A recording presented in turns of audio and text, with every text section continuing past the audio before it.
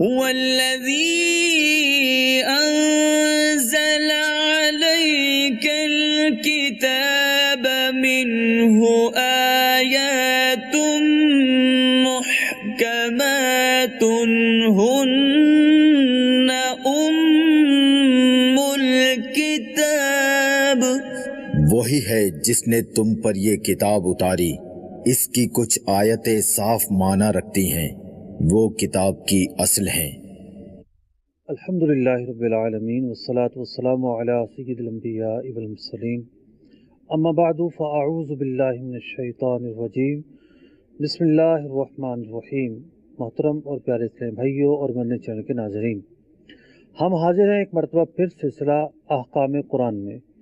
اس سلسلے کے اندر قرآن مجید فرقان حمید کی ان آیات پر گفتگو کی جاتی ہے جس میں اللہ تبارک و تعالیٰ نے ہمیں کسی حکم سے نوازا ہے، کوئی حکم عطا کیا ہے، کسی حکم پہ چلنے کا حکم دیا ہے، کسی حکم پہ چلنے کا تقاضا کیا ہے، یا پھر کسی کام سے منع کیا ہے۔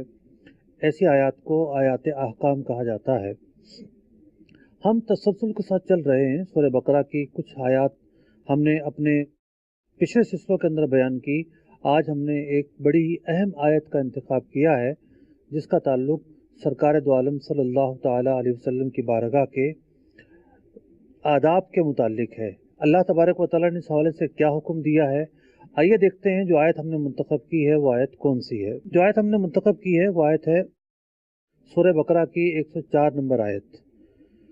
اللہ تبارک و تعالیٰ ارشاد فرماتا ہے، یا ایھا الذین آمنوا لا تقولوا راعنا وقولوا انظرنا واسمعوا۔ اے ایمان والو، راعنا نہ کہو بلکہ یوں کہو کہ ہماری طرف نگاہ فرمائیے۔ وَلِلْكَافِرِينَ عَذَابٌ عَلِيمٌ، اور جو کفار ہیں ان کے لیے دردناک عذاب ہے۔ سورہ بقرہ آیت نمبر 104۔ اللہ تبارک و تعالیٰ نے اس آیت مبارکہ میں بارگاہ نبوی کے آداب کو بیان فرمایا ہے کہ سرکار دو عالم صلی اللہ علیہ وسلم کی جو بارگاہ ہے، اس بارگاہ کے کیا آداب ہوتے ہیں، اس بارگاہ کا کیا تقاضا ہے، اس بارگاہ میں الفاظوں کا جو چناؤ ہے وہ کس طریقے سے کرنا ہے، کیسے الفاظوں کا چناؤ نہیں کرنا اور کیسے الفاظوں کا چناؤ کرنا ہے، اور اس بارگاہ میں کیسے بیٹھنا ہے۔ تین جو چیزیں ہیں مرکزی طور پر وہ اس آیت مبارکہ میں بیان کی جا رہی ہیں۔ اس آیت مبارکہ میں جو نکات زیر بحث لائے جائیں گے وہ نکات کون سے ہیں، ان نکات کی طرف بھی چلتے ہیں۔ جن نکات پر آج ہم گفتگو کریں گے اس آیت مبارکہ کے تحت، پہلا نقطہ یہ ہوگا کہ ذات مصطفیٰ صلی اللہ تعالیٰ علیہ وسلم کے جو آداب ہیں وہ ہمیں پتہ چلتے ہیں کہ اللہ تبارک و تعالیٰ نے قرآن مجید فرقان حمید کے اندر حضور اکرم صلی اللہ علیہ وسلم کے متعلق، آپ کی ذات کے متعلق جو آداب ہیں، طور طریقے ہیں، آپ کی بارگاہ میں حاضر ہونے کے بعد کیا کرنا ہے، وہ بیان کیے ہیں۔ اس آیت میں بیان کیا ہے ایک معاملہ، اور دیگر بہت ساری آیات میں بھی بیان کیا ہے۔ دوسرا جو نقطہ جس پر گفتگو کریں گے وہ یہ ہوگا کہ اس آیت مبارکہ سے صحابہ اکرام علیہم رضوان کا شوق اور جستجو اور انداز تعلم ہمیں سیکھنے کو ملتا ہے۔ تیسرا نقطہ جس پر ہم گفتگو کریں گے وہ یہ ہوگا کہ رسول اکرم صلی اللہ تعالیٰ علیہ وسلم کے لیے ایسا لفظ بولنے کی ہرگز اجازت نہیں جس کے دو معنی ہوں، ایک معنی صحیح ہو اور دوسرا معنی خراب ہو۔ چوتھا نقطہ جس پر ہم گفتگو کریں گے وہ یہ ہوگا کہ بارگاہ رسالت میں غلط الفاظوں کا چناؤ کفر تک پہنچا دیتا ہے۔ پانچواں نقطہ جس پر ہم گفتگو کریں گے وہ یہ ہوگا کہ صرف یہی نہیں کہ الفاظوں کا چناؤ کیسے کرنا ہے، بلکہ سرکار دو عالم صلی اللہ علیہ وسلم کی بارگاہ میں حاضری کیسے دینی ہے، یہ بات بھی ہمیں اس آیت مبارکہ سے سیکھنے کو مل رہی ہے۔ پہلا جو نقطہ تھا ہمارا وہ نقطہ یہ تھا کہ اللہ تبارک و تعالیٰ نے اپنے محبوب علیہ السلام کے متعلق بہت سارے احکام بیان کیے ہیں۔ جب ہم قرآن مجید فرقان حمید کی طرف نظر کرتے ہیں تو قرآن مجید فرقان حمید نے نہ صرف اس آیت کے اندر بلکہ بہت ساری آیات کے اندر سرکار دو عالم نور مجسم صلی اللہ تعالیٰ علیہ وسلم کی ذات مبارکہ کے تعلق سے بہت سارے احکام بیان کیے۔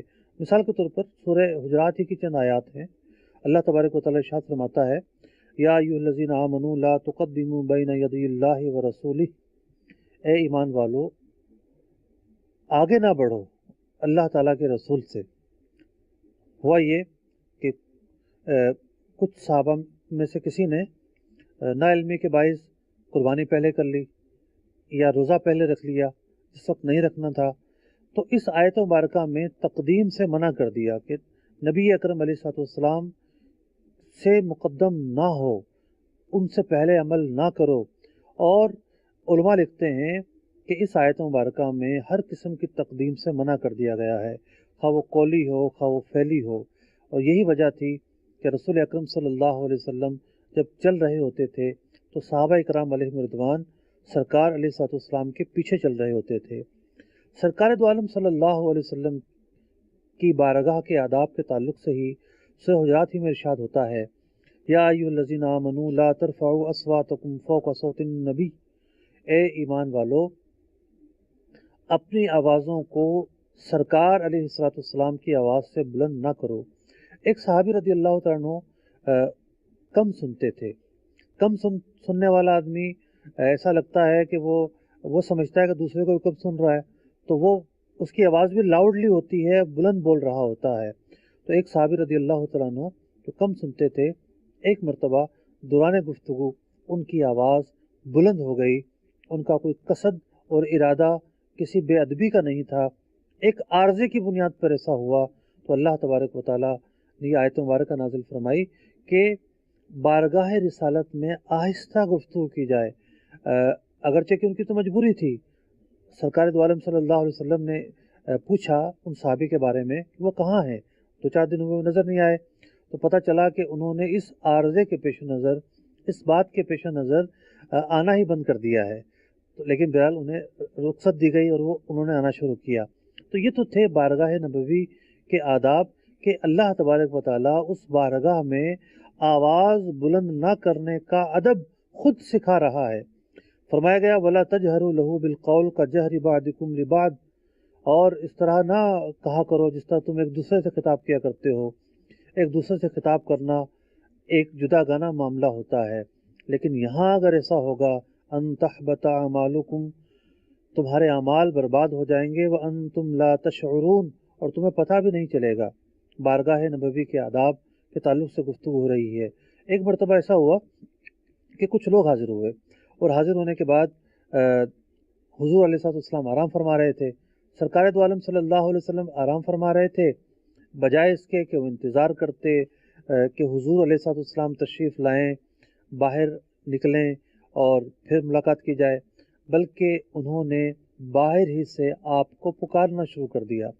قرآن مجید فرقان حمید کی آیت نازل ہوئی اور ارشاد ہوا جو آپ کو پکارتے ہیں آپ کے حجرہ اقدس کے باہر سے، اکثرہم لا یعقلون، تو انہیں عقل نہیں ہے۔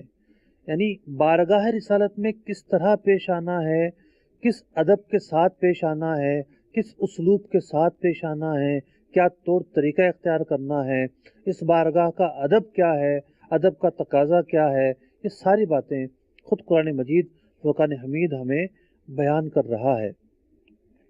اسی طریقے سے ایک اور آیت مبارکہ میں ارشاد ہوتا ہے یا ایھا الذین آمنوا، اے ایمان والو، لا تدخلوا بیوت النبی الا ان یؤذن لکم، سرکار دو عالم صلی اللہ علیہ وسلم کے گھر میں داخل نہ ہو مگر یہ کہ اجازت لے کر داخل ہو،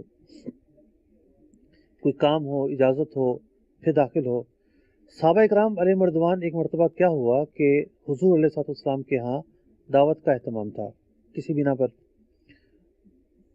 دعوت تناول کی، کھانا کھا لیا، اور کھانا کھانے کے بعد سرکار علیہ السلام کی بارگاہ میں بیٹھے رہے کہ حضور علیہ السلام کی باتیں سنیں، آپ علیہ السلام ارشاد فرماتے جائیں، ہم سنتے جائیں۔ بلا شبہ انہیں مزہ آ رہا تھا، لطف آ رہا تھا، اور وہ اپنا فائدہ تو دیکھ رہے تھے، لیکن سرکار دو عالم صلی اللہ علیہ وسلم میزبان تھے، اپنی ناگواری بھی ظاہر نہیں کر سکتے تھے۔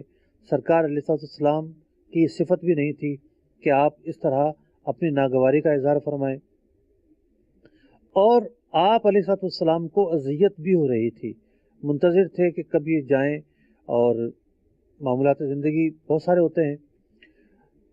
پیارے آقا علیہ السلام نے کچھ ارشاد نہ فرمایا، لیکن آیت مبارکہ نازل ہوتی ہے۔ اللہ تبارک و تعالیٰ ارشاد فرماتا ہے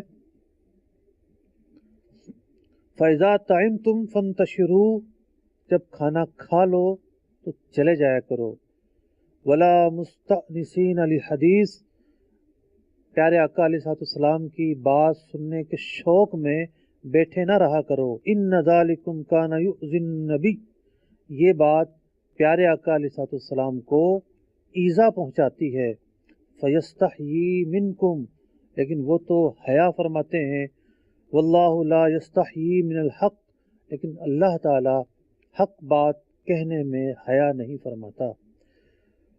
اذیت پہنچی بارگاہ رسالت میں، رنجیدہ ہوئے حضور علیہ السلام، طور طریقے کا خیال نہ رکھا صحابہ اکرام علیہم رضوان میں سے کسی نے، نادانستہ طور پر، ان کا قصد نہیں تھا ایذا پہنچانے کا، بلکہ وہ تو مہمان بن کر آئے تھے، بیٹھ گئے تھوڑی دیر، لیکن اس معاملے میں کیا کرنا چاہیے یہ ادب ہمیں قرآن مجید فقان حمید سکھا رہا ہے۔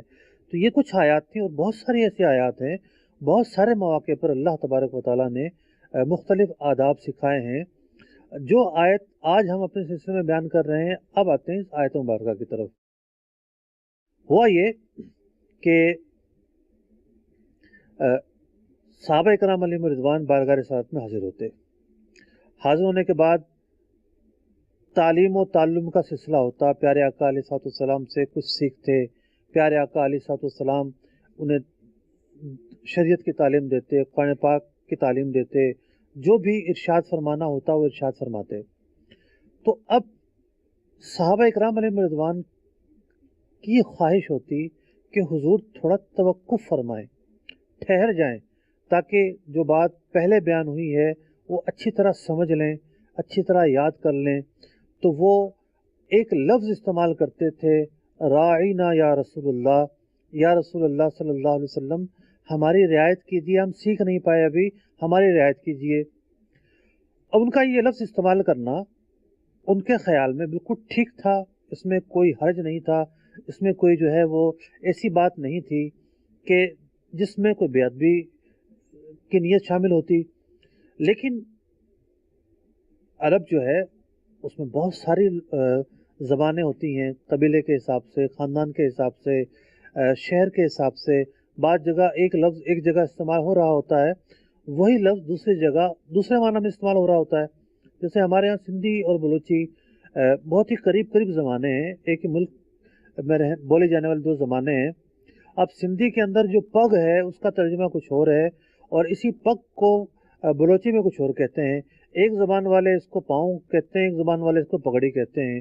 ایک زبان والوں کے ہاں یہ عزت کا لفظ ہے، ایک زبان والوں کے ہاں یہ عزت کا لفظ نہیں ہے۔ تو ایسا ممکن ہے۔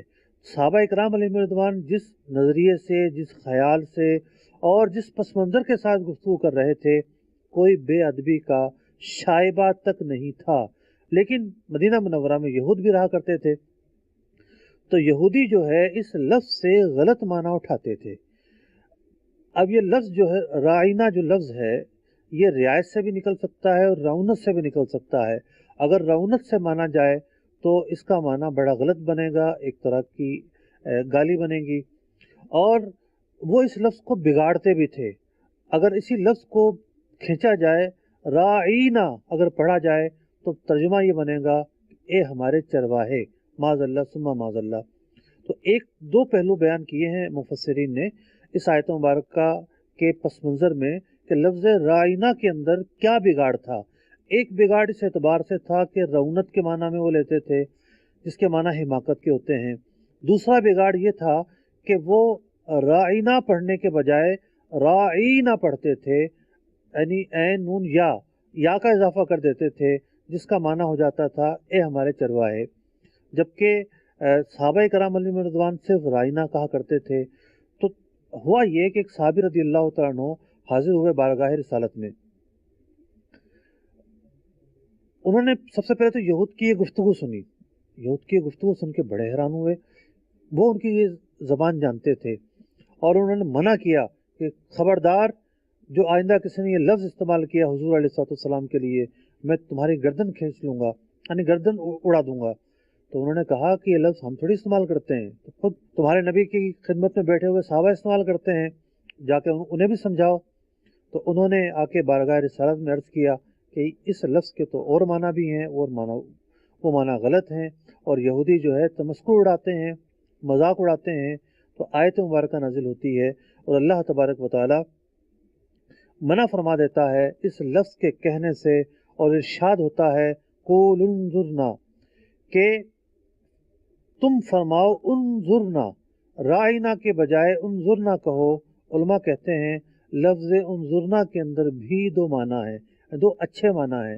या तो उन्जुरना का मतलब ये है, यानी ये इंतज़ार से निकला है, माना ये बनेगा हुजूर कुछ मोहलत दीजिए, तवक्कुफ़ फरमाइए, हम समझ जाएं, समझ जाएं, कुछ तफहीम हो जाए हमारी, फिर आप अपनी गुफ्तगू को आगे लेके चलिए। या तो इसका माना ये था कि इंतज़ार फरमाइए, या इसका माना है कि उन्जुर इलैना, या रसूलुल्लाह सल्लल्लाहु अलैहि वसल्लम हमारी तरफ देखिए, हमारी तरफ निगाह करम कीजिए, हमारी तरफ निगाह लुत्फ कीजिए। तो उन्जुर ना कहने का कुरान मजीद फुरकान हमीद ने हुक्म इरशाद फरमाया। तो इस तमाम गुफ्तगू के पस मंज़र में खुलासा ये निकलता है कि अगर बारगाह रिसालत का मामला हो, सरकार दो आलम सल्लल्लाहु अलैहि वसल्लम की ज़ात अक़दस का मामला हो, तो इस ज़ात के आदाब हमें खुद अल्लाह तबारक व तआला सिखा रहा है। मुफ्ती अहमद यार खान नईमी रहमतुल्लाह तआला अलैह एक बड़ा ही नफीस नुक्ता अपनी एक किताब में बयान करते हैं। वो बयान ये करते हैं कि आम तौर पर यह होता है कि बादशाह लोग अपने दरबार के आदाब खुद मुकर्रर करते हैं।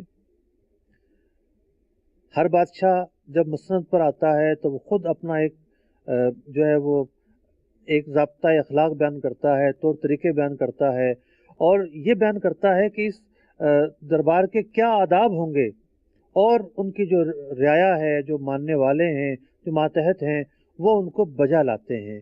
लेकिन जैसे ही उसका इंतकाल होता है, वो सारे के सारे तौर तरीके, आदाब, आइन, कानून वो लपेट कर डाल दिया जाता है, गोया कि उसकी कब्र के साथ दफन हो जाता है।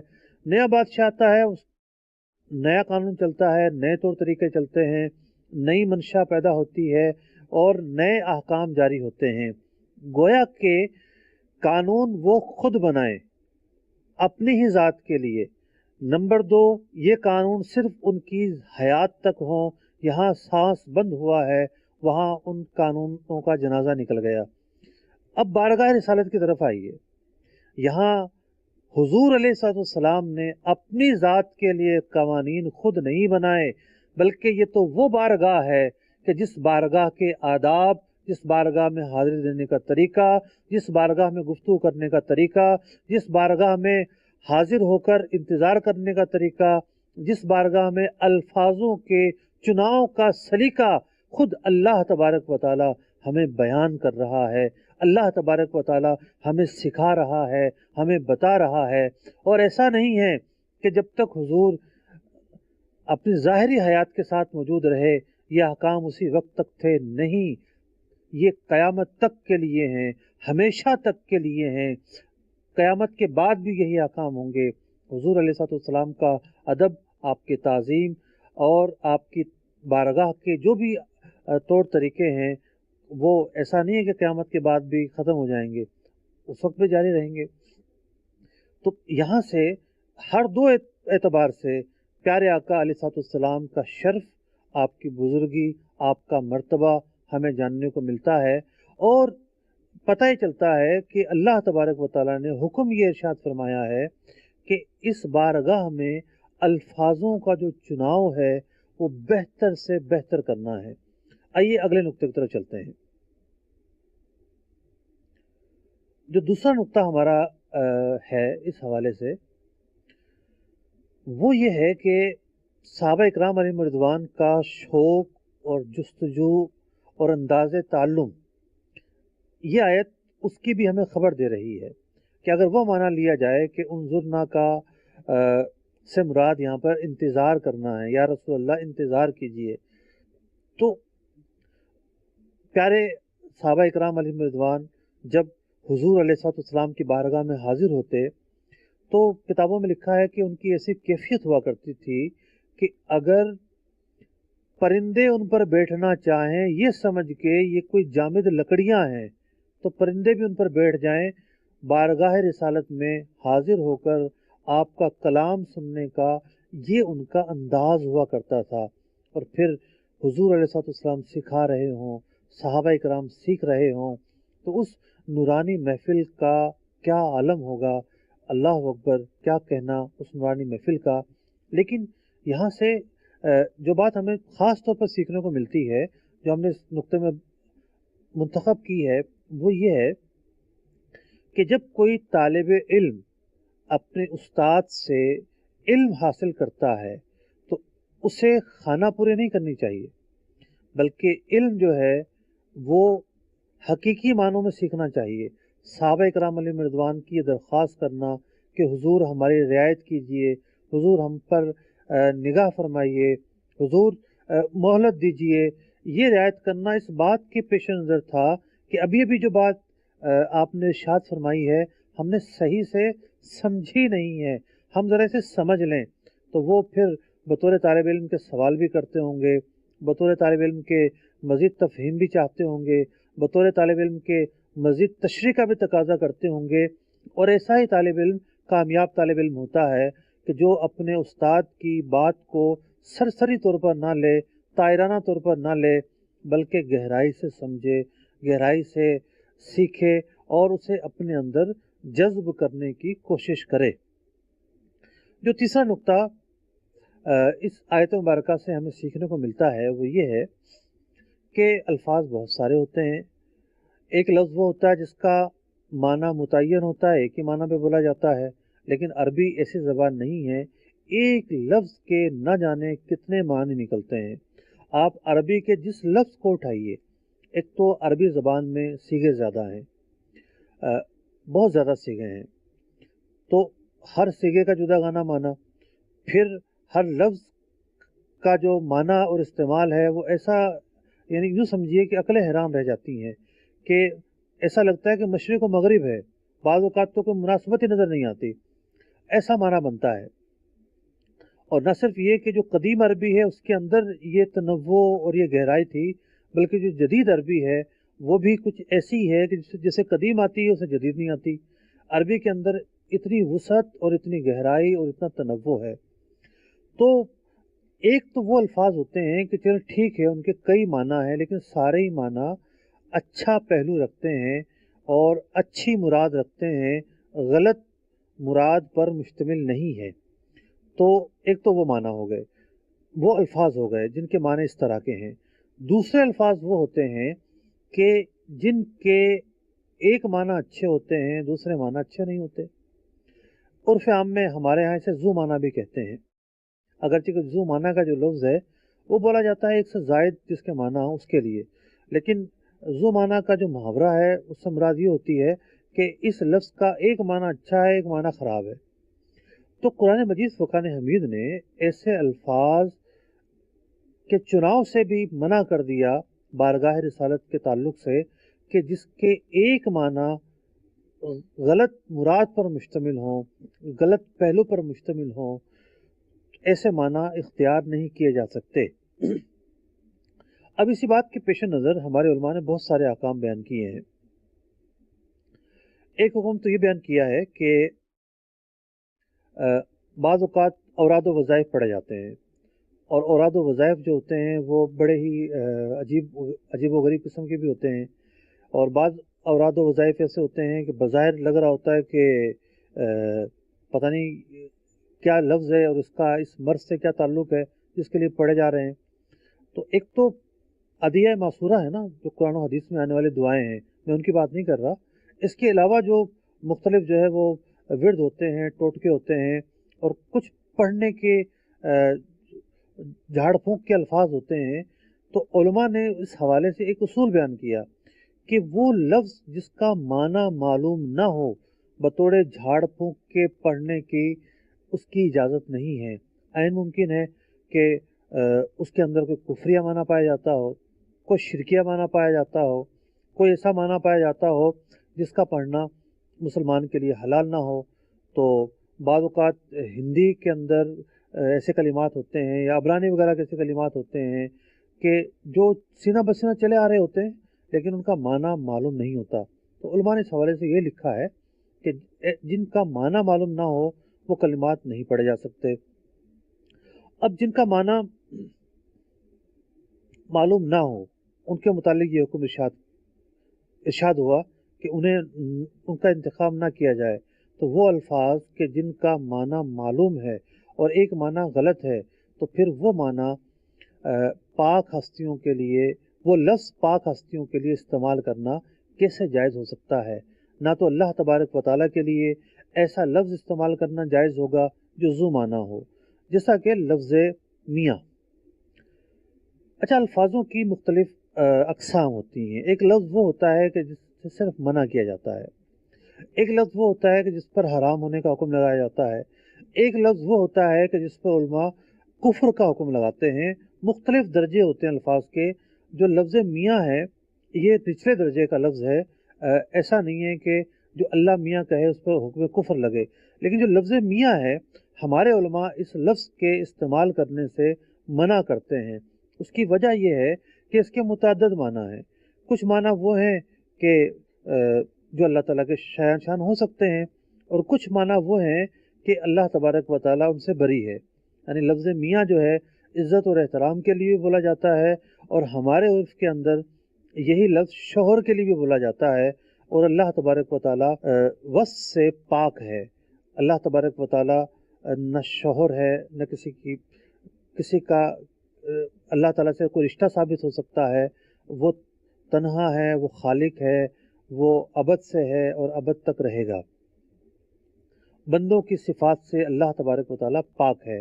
تو کہنے کا مطلب یہ ہے کہ وہ الفاظ جو ذو معنی ہوں، بعض معنی مناسب نہ ہوں، یا ان میں توہین کا پہلو نکلتا ہو، یا وہ توہین پر ہی مشتمل ہو، تو یہ مختلف طرح کے الفاظ ہوتے ہیں۔ نہ تو اللہ تبارک و تعالیٰ کے لیے بولنا جائز ہے، نہ حضور اکرم صلی اللہ علیہ وسلم کے لیے بولنا جائز ہے، اور نہ ہی جو مقدس ہستیاں ہیں ان کے لیے ایسے الفاظ بولنا جائز ہوگا۔ اگلے نقطے کی طرف چلتے ہیں۔ اگلا نقطہ یہ ہے کہ بارگاہ رسالت میں غلط الفاظ کا چناؤ کفر تک پہنچا دیتا ہے۔ جیسا کہ میں نے تھوڑی دیر پہلے عرض کیا کہ الفاظ مختلف اقسام کے ہوتے ہیں۔ بعض الفاظ وہ ہوتے ہیں ان سے صرف منع کیا جائے گا، بعض الفاظ وہ ہوتے ہیں کہ ان کے استعمال کرنے کو علماء حرام کہتے ہیں، بعض الفاظ وہ ہوں گے کہ جو کفریہ معنی پر مشتمل ہوں گے۔ میں چند مثالیں آپ کی خدمت میں عرض کرتا ہوں، ان مثالوں سے آپ اندازہ لگائیے کہ بارگاہ رسالت میں الفاظوں کے چناؤ کی کتنی اہمیت ہے۔ فتاوی امجدیہ کے اندر ایک مسئلہ مذکور ہے۔ صدر الشریعہ بدر الطریقہ مفتی امجد علی اعظمی رحمۃ اللہ تعالی علیہ کے مرتب کردہ فتاوی کا مجموعہ ہے۔ ایک سوال پوچھا گیا کہ کسی مقرر نے کہا ہے کہ حضور علیہ السلام امت کے چرواہے تھے، معاذ اللہ ثم معاذ اللہ۔ سرکار دو عالم صلی اللہ علیہ وسلم کے لیے نگہبان کا لفظ بولنا ادب کا لفظ ہے۔ سرکار علیہ السلام کے لیے یہ کہنا کہ آپ اس امت کے پاسباں ہیں، حفاظت کرنے والے ہیں، آپ اس امت کے قائد ہیں، رہنما ہیں، یہ ادب کے الفاظ ہیں۔ لیکن مقرر نے جو لفظ استعمال کیے وہ بے ادبی اور توہین کے پہلو پر مشتمل تھے، تو صدر الشریعہ علیہ رحمہ نے اس جملے پر کفر کا حکم لگایا۔ یہ ایسا جملہ تھا، اس میں ایک ایسا لفظ تھا کہ جس کا چناؤ حضور اقدس صلی اللہ علیہ وسلم کے آداب کے خلاف تھا، ناموس رسالت کے خلاف تھا، اور یہ جملہ توہین اور بے ادبی پر مشتمل تھا، اس لیے اس جملے کو کفریہ جملہ قرار دیا۔ امام اہل سنت رضی اللہ تعالیٰ عنہ کی خدمت میں سوال ہوا کہ مدینہ شریف کو یثرب کہنا کیسا؟ جس طرح سرکار علیہ السلام کی ذات مبارکہ کی تعظیم ہے، اسی طریقے سے سرکار دو عالم صلی اللہ علیہ وسلم سے نسبت رکھنے والی ہر چیز کی تعظیم ہے۔ شفا شریف میں لکھا ہے کہ اگر کوئی یہ کہے کہ حضور علیہ السلام کی چادر میلی ہے تو اس نے کفر کیا۔ تو حضور علیہ السلام سے وابستہ جو اشیاء ہیں، جو منسوب چیزیں ہیں، ان کا بھی ادب کرنا ضروری ہے۔ تو شہر مصطفیٰ کی تو کیا بات ہے۔ تو اعلیٰ حضرت سے سوال ہوا کہ مدینہ کو یثرب کہنا کیسا؟ تو امام اہل سنت فرماتے ہیں گناہ ہے۔ مدینہ منورہ کو طابہ کہا جائے، طیبہ کہا جائے، منورہ کہا جائے، مقدسہ کہا جائے، لیکن یثرب کہنا گناہ ہے۔ وجہ یہ ہے کہ یثرب کا معنی ہے بیماریوں کی جگہ۔ پہلے کہا کرتے تھے حضور اکرم علیہ السلام کی آمد سے پہلے مدینہ منورہ کے اندر بیماریاں تھیں، لیکن جب آپ کا قدم مبارک اس شہر میں پڑا تو اللہ تبارک و تعالیٰ نے اس شہر کو ان بیماریوں سے پاک کر دیا جو یہاں موجود ہوا کرتی تھیں۔ تو اب دیکھیے، آپ یہ لفظ آپ نے بھی سنا ہوگا کہ بہت سارے جو ہے وہ کم علم رکھنے والے لوگ مدینہ کو یثرب کہہ رہے ہوتے ہیں، بعض شعراء استعمال کر رہے ہوتے ہیں، لیکن چونکہ یہ لفظ ادب اور تکریم کے خلاف ہے، اس لیے مدینہ کو یثرب کہنا جائز نہیں ہوگا۔ اسی طریقے سے فتاوی رضویہ شریف میں ہے کہ حضور علیہ السلام کو ایلچی کہنا کفر ہے۔ پیغمبر کا معنی ہوتا ہے قاصد،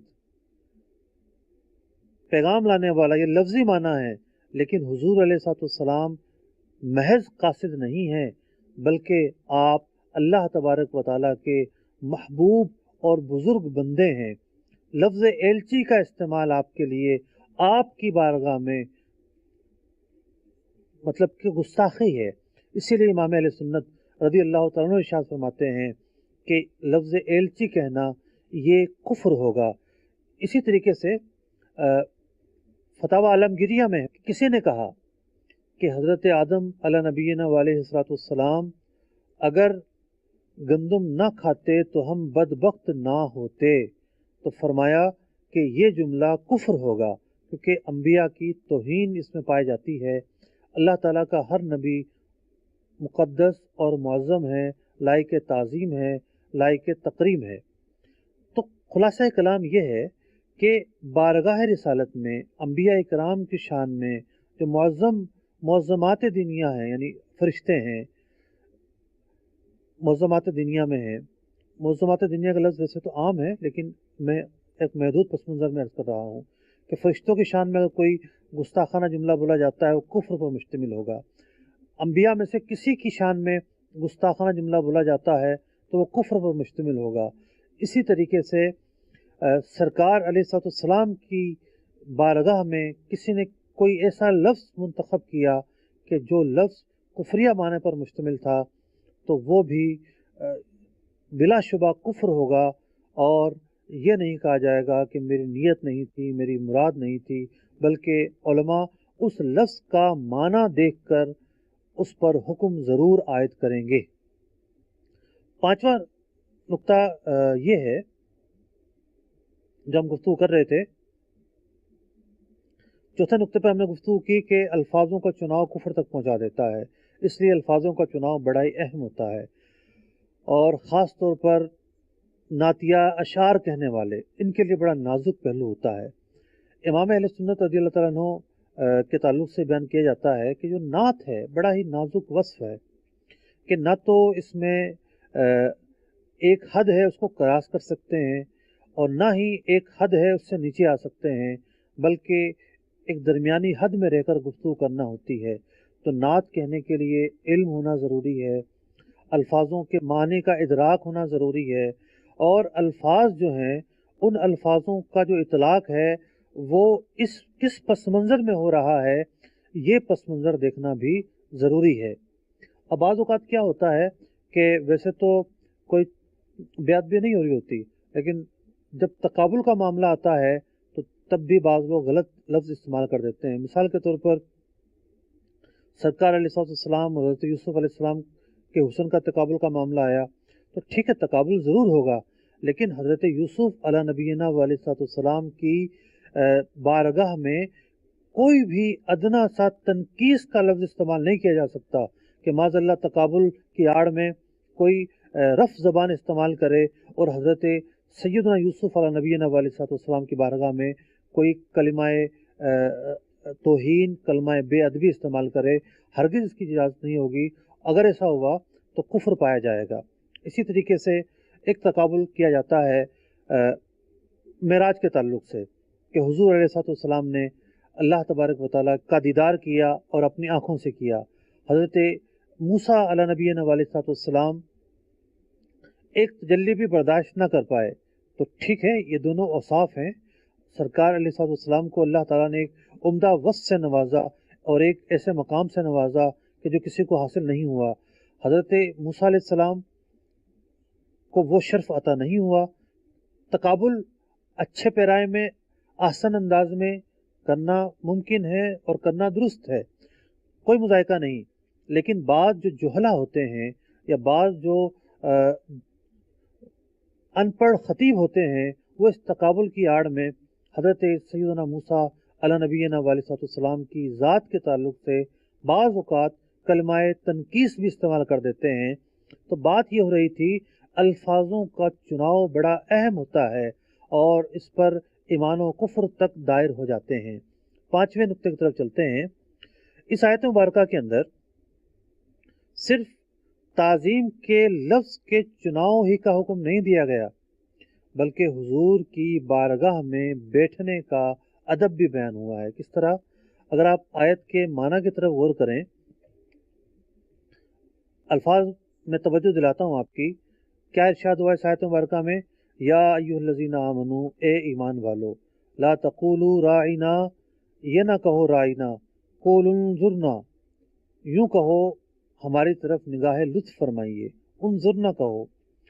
दूसरा हुक्म कुरान मजीद फ़ुरक़ान हमीद में ये कहा गया, वस्मऊ, और बेहतर तो ये है कि इंतहाई तवज्जो से सुनो कि तुम्हें उन्ज़ुरना कहने की भी नौबत ना आए।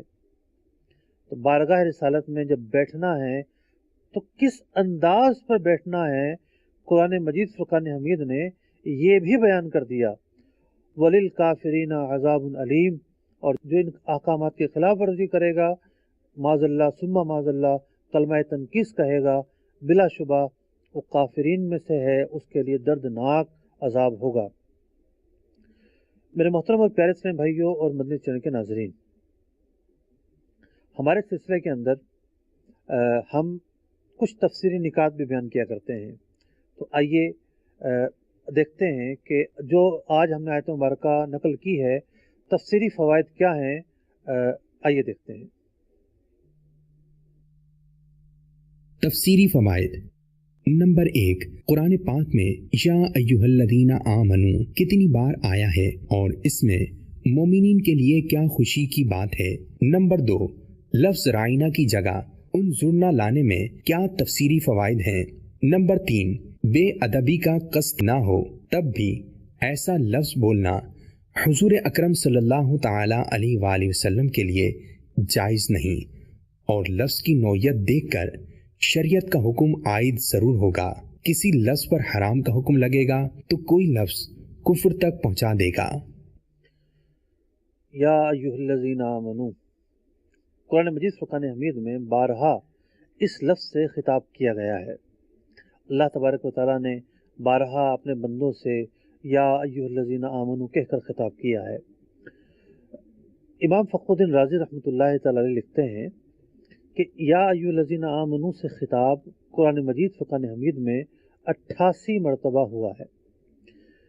यहाँ से एक तो ये नुक्ता पता चलता है कि अल्लाह तबारक व तआला बावजूद इसके कि हम सबका खालिक है, मालिक है, हम उसके हर लम्हे पर, हर कदम पर मोहताज हैं, हम बंदे हैं, नातवा हैं, लेकिन हमें कुरान मजीद फ़ुरक़ान हमीद के उसलूब से एक अदब ये पता चल रहा है कि ठीक है, एक बड़ा है और एक छोटा है, लेकिन आदाब ये हैं कि बड़ा अगर ऐसे कलिमात इस्तेमाल करे जो छोटे की इज़्ज़त अफ़ज़ाई पर मुश्तमिल हों, ये भी एक तरीक़ा है। قرآن ہمیں یہ سکھا رہا ہے کہ اللہ تعالیٰ نے مومنوں سے جو خطاب کیا اس کے اندر جو الفاظ منتخب کیے گئے وہ الفاظ شرف پر، بزرگی پر اور یوں کہیے کہ فضیلت پر دلالت کرتے ہیں۔ یوں بھی کہہ دیا جاتا کہ یوں کرو اے بندو، یوں کرو، یہ بھی ایک طریقہ ہے، اللہ تعالیٰ یوں فرماتا تو یوں بھی ٹھیک تھا۔ لیکن اس کے ساتھ ساتھ اللہ تبارک و تعالیٰ نے القابات سے نوازا ہے اپنے بندوں کو، یا ایھا الذین آمنو۔ اب مومن کے اندر کتنے صفت پائی جاتی ہیں؟ کہ مومن اچھا ہوگا، با اخلاق ہوگا، مومن جو ہے وہ کریم ہوگا، مومن جو ہے وہ شفقت کرنے والا ہوگا، اس کے دل کے اندر نرمی پائی جائے گی، رحم پایا جائے گا، بہت ساری صفات پائی جاتی ہیں۔ لیکن سب سے بڑی جو صفت ایک مسلمان کے اندر پائی جاتی ہے وہ ہے اس کا ایمان، صاحب ایمان ہونا۔ تو مسلمان کے لیے بڑا ہی شرف ہے اور انتہائی یہ اعزاز کی بات ہے کہ وہ صاحب ایمان ہے۔ تو اللہ تبارک و تعالیٰ اپنے بندوں سے اس اعزاز کے ساتھ خطاب فرما رہا ہے، اے ایمان والو، اے ایمان والو یوں کرو، اے ایمان والو یوں کرو۔ تو یہ ایک انداز تخاطب ہوتا ہے، اور ہمیں یہ سیکھنے کو ملتا ہے کہ ہماری کیا حیثیت ہے، کچھ بھی نہیں۔ ہم بھی اگر اپنے چھوٹوں سے گفتگو کریں تو انہیں ان کی عزت افزائی کرتے ہوئے گفتگو کریں، یہ بھی ایک اخلاق میں سے ایک ادب ہے، ایک طریقہ ہے جو ہمیں قرآن کریم سے سیکھنے کو ملتا ہے۔ امام فخر الدین رازی رحمۃ اللہ تعالی علیہ نے یہاں پر ایک بڑی ہی پیاری بات ارشاد فرمائی ہے۔ فرمایا کہ لفظ مومن اللہ تعالیٰ کا صفاتی نام ہے، اللہ تعالیٰ کا وصف ہے۔ قرآن مجید فرقان حمید میں لفظ مومن مذکور ہوا ہے۔ تو جو وصف اللہ تعالیٰ کا اپنا ہے، اللہ تعالیٰ نے اسی وصف سے اپنے بندوں کو یاد کیا۔ یہ الگ بات ہے کہ اللہ تعالیٰ کے مومن ہونے کا مطلب یہ ہے کہ اللہ تعالیٰ ایمان دینے والا ہے، ایمان عطا کرنے والا ہے، ایمان بخشنے والا ہے۔ اور مسلمانوں کے مومن ہونے کا مطلب یہ ہے کہ یہ ایمان قبول کرنے والے ہیں، ایمان کی تصدیق اور اقرار کرنے والے ہیں۔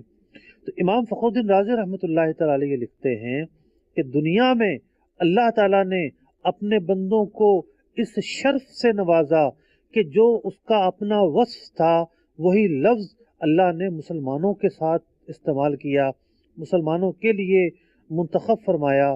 تو اس بات میں کیا بعید ہے، ہم یہ امید رکھتے ہیں کہ بروز قیامت بھی اللہ تبارک و تعالی ہماری عزت افزائی فرمائے گا، ہمیں رسوا نہ کرے گا، اور اللہ تعالیٰ بروز قیامت بھی ہمیں اعزاز و اکرام سے نوازے گا۔ تو یہ وہ نقطہ تھا جس میں بلا شبہ مسلمانوں کے لیے خوشی کا پہلو ہے۔ اگلے نقطے کی طرف جاتے ہیں۔ اب دو الفاظ تھے، ایک لفظ رائنا تھا اور لفظ انظرنا تھا، لیکن رائنا سے منع کیا اور انظرنا کہنے کا حکم دیا۔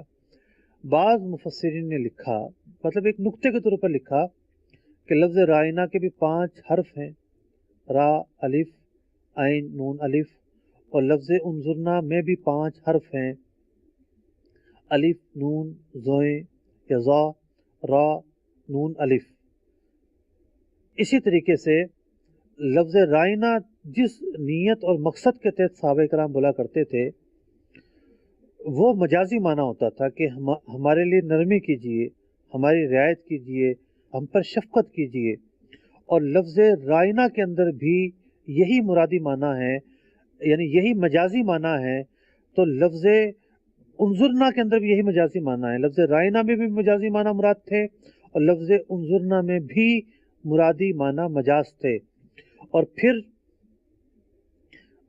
کیا کہ معنی ایک جو مراد تھی، غلط پہلو تو مراد ہی نہیں تھا صحابہ کرام کا، معنی ایک، حرف ایک، جیسے 5 حرف اس میں 5 حرف اس میں، لیکن فرق یہ ہے، جو سب سے بڑا فرق تھا کہ ایک لفظ کے اندر ایک ایسا معنی نکلتا تھا کہ جس کو یہود غلط معنی پر محمول کرتے تھے، اس لیے اس لفظ کے کہنے سے منع کر دیا گیا۔ تیسرے نقطے کی طرف چلتے ہیں، اس سے پہلے بتایا جا رہا ہے کہ ایک کال بھی ہے۔ میرا نام سمیہ تاریہ ہے، میں کو سے بات کر رہی ہوں۔ آپ کی اس آیت کے بارے میں پوچھنا ہے۔ سورہ نور میں حضرت عائشہ رضی اللہ تعالیٰ عنہا کی شان میں جو بیان کیا گیا، نیک نیکوں کے لیے بد بدوں کے لیے، تو کیا قرآن کی یہ آیت دنیا میں ہر میاں بیوی کے لیے ہے کہ نیک اور کہ اس کو نیک اور نیک ملے گا، یا یہ آخرت کے متعلق ہے؟ جواب ارشاد فرما دیجیے۔ دیکھیں، اس آیت کے بہت سارے معنی ہیں، نیک نیکوں کے لیے اور بد بدوں کے لیے۔ ایک تو یہ ہے کہ دنیاوی اعتبار سے جو ترجیح دی جاتی ہے اس کے تعلق سے گفتگو ہے کہ نیک اعمال کرنے والا جو ہے اس کا حشر، اس کا ٹھکانہ نیک لوگوں کے ساتھ ہی اٹھے گا۔ دوسری بات یہ ہے کہ آخرت کے تعلق سے تو ہمارے علماء یہ بیان کر چکے کہ جو بیوی ہے اس کا جو شوہر ہوگا آخرت میں بھی بروز یعنی جنت میں بھی اسے وہی شوہر نصیب ہوگا، اور اگر اس کے متعدد نکاح ہوئے، مثال کے طور پر شوہر فوت ہو گیا، دوسرا نکاح کیا، تو پھر اسے اختیار ہوگا کہ وہ یعنی فریقین جو ہے نا ان کو اختیار ہوگا کہ وہ کس کو منتخب کرتے ہیں۔ آخر نقطے طرح چلتے ہیں، ٹائم بھی بتایا جا رہا ہے کہ پورا ہو چکا ہے۔ تیسرا نقطہ جو تفسیری فوائد کے طور پر ہمارے سامنے آتا ہے، ہم نے سارے گفتگو سنی، آج جس آیت مبارکہ پر کلام کیا گیا ہم نے اسے ملاحظہ کیا۔ صحابہ کرام علیہم رضوان ہرگز لفظ رائنا کہنے سے برا معنی مراد نہیں لیتے تھے، پھر بھی انہیں منع کیا گیا۔ لیکن ہمارے زمانے میں جب ہم کسی کو کہتے ہیں کہ لفظ استعمال نہ کرو، یا فلاں نے یہ لفظ استعمال کیا ہے، اس کا یہ معنی بن رہا ہے، تو وہ یہ کہتا ہے کہ جی میری تو مراد نہیں تھی، میرا تو قصد نہیں تھا، میرا تو ارادہ نہیں تھا۔ قرآن مجید فرقان حمید کہ اس آیت مبارکہ میں جو اصول ہمیں سیکھنے کو مل رہا ہے، جو تفسیری فائدہ ہمیں سیکھنے کو مل رہا ہے، وہ یہ ہے کہ ایسا کہنا ہر جگہ نہیں چل سکتا۔ میں نے عرض کیا کہ الفاظ مختلف طرح کے ہوتے ہیں، بعض اوقات واقعتاً قرینہ جو ہے وہ اس بندے کی تائید کر رہا ہوتا ہے، اور اس الفاظ کے اندر خالصتاً بے ادبی کا پہلو نہیں ہوتا، مکس لفظ ہوتا ہے، اور قرینہ کو پس منظر کو دیکھا جائے تو کسی نہ کسی طرح رعایت کی کوئی نہ کوئی پہلو بن سکتا ہے۔ لیکن بعض الفاظ ایسے ہوتے ہیں جو کہ گالی پر مشتمل ہوتے ہیں، توہین پر مشتمل ہوتے ہیں، جو کہ اہانت پر مشتمل ہوتے ہیں۔ اب اگر کوئی شخص یہ کہے کہ میرا تو کوئی مقصد نہیں تھا اہانت کرنے کا، میں نے تو یہ لفظ استعمال کیا، میری تو سوچ بھی نہیں تھی، تو ایسے آدمی کو رعایت نہیں ملے گی، بلکہ مفتی جو ہے وہ اس لفظ کے ظاہر پر حکم لگائے گا۔ تو یہاں سے یہ بات سیکھنے کو ملتی ہے کہ اگر خدا نہ خواستہ کسی سے اس طرح کی کوئی غلطی ہو جاتی ہے تو اسے اڑنا نہیں چاہیے، اپنی انا کا مسئلہ نہیں بنانا چاہیے۔ بعض اوقات نادانستہ طور پر غلطی ہو جاتی ہے انسان سے، اپنی انا کا مسئلہ نہیں بنانا چاہیے، اپنے خود ساختہ اصولوں کی پیروی نہیں کرنی چاہیے۔ دیکھ لیجئے قرآن مجید فرقان حمید کی آیت مبارکہ سورہ بقرہ کی 104 نمبر آیت کہ صحابہ کرام علیہم رضوان جس لفظ کو استعمال کر رہے ہیں ان کی نیت، ان کی مراد واضح تھی، ان کے وہم و گمان میں بھی نہیں تھا کہ اس کا کوئی معنی غلط ہو سکتا ہے، لیکن منع کر دیا گیا اس لفظ کے کہنے سے۔ تو اگر کوئی لفظ ایسا ہے کہ جو لفظ رائنا کے اندر دونوں پہلو تھے، خالصتاً اہانت پر یہ بھی مشتمل نہیں تھا، لیکن بعض لوگوں کی تو عادت ہوتی ہے کہ خالصتاً اہانت کرتے ہیں، خالصتاً کلمہ کفر بولتے ہیں، اور پھر کہتے ہیں ہماری نیت نہیں تھی، ہماری مراد نہیں تھی، یہ نہیں تھا، وہ نہیں تھا۔ بلکہ آج کل تو کفر کے گندے پلندے کو ایک بڑے صاف ستھرے ورقے میں پیش کرنے کی کوشش کی جاتی ہے، یعنی کفر کے گند کو بھی، یعنی کفر سے بڑھ کر کوئی نحوست نہیں ہو سکتی، کوئی برائی نہیں ہو سکتی، کوئی ناپاکی نہیں ہو سکتی، کوئی خباثت نہیں ہو سکتی۔ کفر اعلیٰ درجے کی خباثت ہے، تو اس کفر کی خباثت کو بھی ہمارے معاشرے کے اندر بعض لوگوں نے یہ کوشش کی کہ چاندی کے ورقے میں لپیٹ کر اچھے سے الفاظوں کا چناؤ کر کے اس کو عام کیا جائے۔ کچھ دن پہلے بہت سارے ایسے واقعات ہوئے کہ سوشل میڈیا کا غلط استعمال ہوا، سرکار دو عالم صلی اللہ علیہ وسلم کی ذات اقدس میں اہانت کی گئی، کلمات کفر بولے گئے، توہین آمیز کلمات کہے گئے، اور ایک حلقہ تھا جس کی یہ آواز تھی کہ جناب اظہار رائے کو دبایا جا رہا ہے، اظہار رائے کا حق نہیں ہے، معاذ اللہ ثم معاذ اللہ۔ ارے کیا قرآن سے بڑھ کر کوئی تعلیمات ہو سکتی ہیں؟ ہرگز نہیں ہو سکتی۔ جب قرآن یہ کہہ رہا ہے کہ جو لفظ حضور علیہ السلام کی شایان شان نہ ہو وہ لفظ استعمال نہیں کیا جا سکتا، تو ایسا لفظ استعمال کرنا، کوئی یہ کہے کہ حق رائے کی آزادی کا تقاضا ہے، ہرگز نہیں ہو سکتا۔ یہ ایک خود ساختہ قانون تو ہو سکتا ہے، ہر رائے کی آزادی کا دائرہ ہوتا ہے۔ آپ جائیں کسی ملک کے اندر اور پھر اظہار کریں اس ملک کے خلاف اور کہیں کہ مجھے اپنی رائے دینے میں آزاد ہوں، بغاوت کا مقدمہ ہو جائے گا۔ اور ہمارے لیے تو سب سے اعلیٰ اور افضل جو ذات ہے، اللہ تعالیٰ نے جس کے مقام کو سب سے بلند فرمایا ہے، وہ حضور اقدس صلی اللہ علیہ وسلم کی ذات مبارکہ ہے۔ اللہ تبارک و تعالیٰ سے دعا ہے کہ اللہ تبارک و تعالیٰ ہمیں با ادب رکھے، ہمارا ٹھکانہ با ادبوں کے ساتھ کرے، ہمیں بے ادبی سے محفوظ فرمائے، ہماری نسلوں کو بے ادبی سے محفوظ فرمائے۔ آمین بجاہ النبی الامین صلی اللہ تعالیٰ علیہ وسلم۔ قرآن کے احکام پہ بھی مجھے